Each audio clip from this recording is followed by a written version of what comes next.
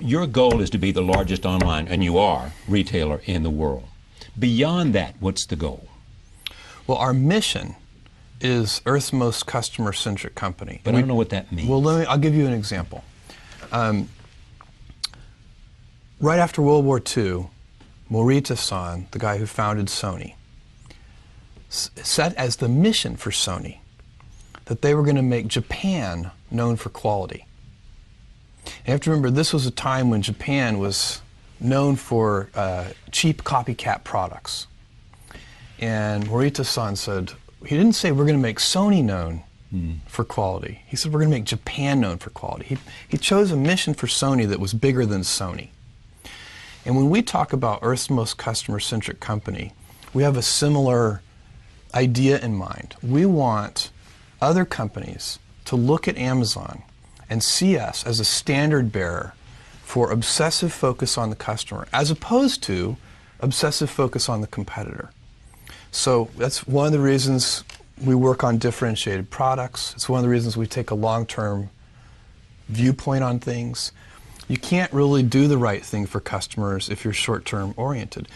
And if you're going to invent new things, you've also got to be able, and this goes along with long-term orientation, you've got to be willing to endure a lot of criticism.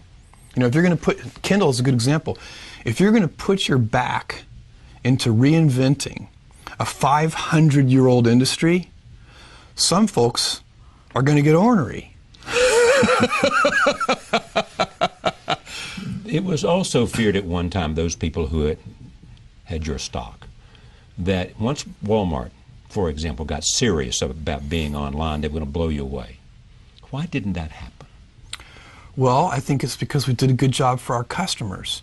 So, you know, you go back in time and we've been called Amazon.toast.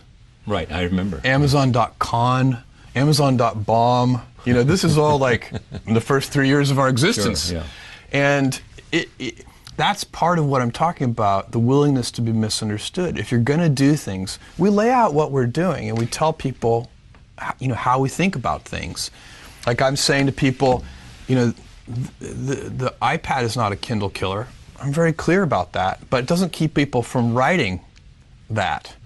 And I'm very clear about why. It's a totally differentiated device. It's $139. Works in bright sunlight. You can read with one hand. It's so light and the battery lasts a month. For $139, why wouldn't you want a device like that? Okay, but let me go back to the Walmart issue, though. Yeah. What was it that made you able to sustain a challenge from the world's greatest retailer? Obsessive customer focus on... But how do you focus on the customer better than they focus on the customer?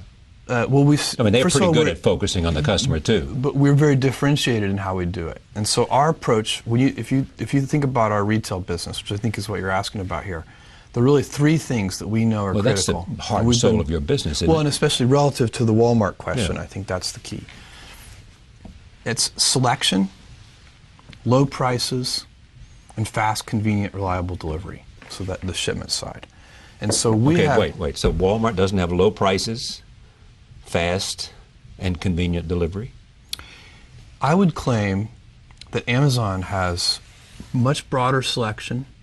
In many cases, if I don't want to be overly bold in my claim, but the online model gives us significant cost structure advantages that lets us have even lower prices than physical stores. Jeff Bezos की जिंदगी की एक कम ज्ञात कहानी 1994 की है, जब वे DE. Shaw and company में एक सुरक्षित और हाई पेइंग नौकरी कर रहे थे। उसी दौरान उन्होंने पढ़ा कि इंटरनेट 2300% की रफ्तार से बढ़ रहा है। ये आंकड़ा उनके दिमाग में बैठ गया। तुरंत फैसला लेने के बजाय उन्होंने अपनी पत्नी मैकेंजी स्कॉट के साथ एक रोड ट्रिप शुरू की। इस सफ़र में जब उनकी पत्नी गाड़ी चला रही थी, तब बेजोस लैपटॉप पर बैठकर अमेज़न का शुरुआती प्लान लिख रहे थे। लेकिन असली बात प्लान नहीं थी, बल्कि उनका सोचने का तरीका था। उन्होंने खुद को 80 साल की उम्र में कल्पना की और सोचा कि क्या उन्हें इस मौके को छोड़ने का पछतावा होगा। इसी सोच ने उन्हें अपनी नौकरी छोड़कर एक अनिश्चित रास्ता चुनने के लिए प्रेरित किया, क्योंकि वे भविष्य में पछताना नहीं चाहते थे। In my particular case, I laugh a lot. So it is, there are, I think stress, you can be, I think one of the things that's very important to note about stress is that stress primarily comes from not taking action over something that you can have some control over. So if I find that some particular thing is causing me to have stress, that's a warning flag for me. What it means is there's something that I haven't completely identified, perhaps in my conscious mind, that is bothering me, and I haven't yet taken any action on it. I find as soon as I identify it and make the first phone call or send off the first email message or whatever it is that we're going to do to start to address that situation, even if it's not solved, the mere fact that we're addressing it dramatically reduces any stress that might come from it. So stress comes from ignoring things that you shouldn't be ignoring. Amazon के शुरुआती दिनों की है जब company के पास पैसे की कमी थी। उस समय बेजोस ने महंगे फर्नीचर खरीदने के बजाय साधारण लकड़ी के दरवाज़ों को ही टेबल के रूप में इस्तेमाल करना शुरू किया। ये सिर्फ पैसे बचाने का तरीका नहीं था, बल्कि एक सोच का प्रतीक बन गया कि कंपनी को दिखावे पर नहीं बल्कि ग्राहकों पर पैसा खर्च करना चाहिए। बाद में जब Amazon एक बड़ी कंपनी बन गई तो कुछ लोगों ने सुझाव दिया कि इन सस्ते डेस्क्स को हटाकर महंगे फर्नीचर लगाए जाएं ताकि कंपनी की इमेज बेहतर लगे, लेकिन बेजोस ने इसे साफ मना कर दिया क्योंकि उनके लिए ये डोर डेस्क कंपनी की पहचान और संस्कृति का हिस्सा बन चुके थे, जो ये दिखाते हैं कि सादगी और संसाधनों का सही उपयोग ही असली इनोवेशन लाता है। You want to be a chef, maybe you want to be a dancer. I don't know what you want to do. I'm not sure my boss is going to like that. Last two. But you do need to follow your passion.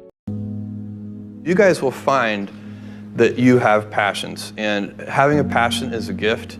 I think we all have passions, and you don't get to choose them. They pick you, but you have to be alert to them. You have to be looking for them. And when you find your passion, it's a fantastic gift for you because it gives you direction, it gives you purpose. You can have a job, or you can have a career, or you can have a calling. And the best thing is to have a calling. And if you find your passion, you'll have that, and all your work won't feel like work to you. Don't try to chase what is kind of the hot passion of the day. I think we actually saw this. I think you see it all over the place in many different contexts, but I think we saw it in the internet world quite a bit, where at the sort of peak of the sort of internet mania in say 1999, you found people who were very passionate about something. They kind of left that job and decided, I'm going to do something in the internet because it's it was almost like the the 1849 gold rush in a way. I mean, you find that people, if you go back and study the history of the 1849 gold rush, you find that at that time everybody who was within shouting distance of California was they might have been a doctor, but they quit being a doctor and they started panning for gold, and that almost never works. And even if it does work, according to some metric, financial success or whatever it might be, I suspect it leaves you ultimately unsatisfied. So you really need to be very clear with yourself. And I think one of the best ways to do that is this notion of projecting yourself forward to age 80, looking back on your life and trying to make sure you've minimized the number of regrets you have. That works for career decisions, it works for family decisions. Do you want, I have a 14-month-old son, and it's very easy for me to, if I think about myself when I'm 80, I know I want to watch that little guy grow up. And so I don't want to be 80 and think, shoot, I missed that whole thing and I don't have the kind of relationship with my son that I wished I had, and so on and so on. So if you think about that, so I guess another thing that I would recommend to people is that they always take a long-term point of view. And I think this is something about which there's a lot of controversy. There's a lot of people, and I'm just not one of them, believe that you should live for the now. I think what you do is you think about the great expanse of time ahead of you and try to make sure that you're planning for that in a way that's going to leave you ultimately satisfied. So this is the way it works for me. And I mean,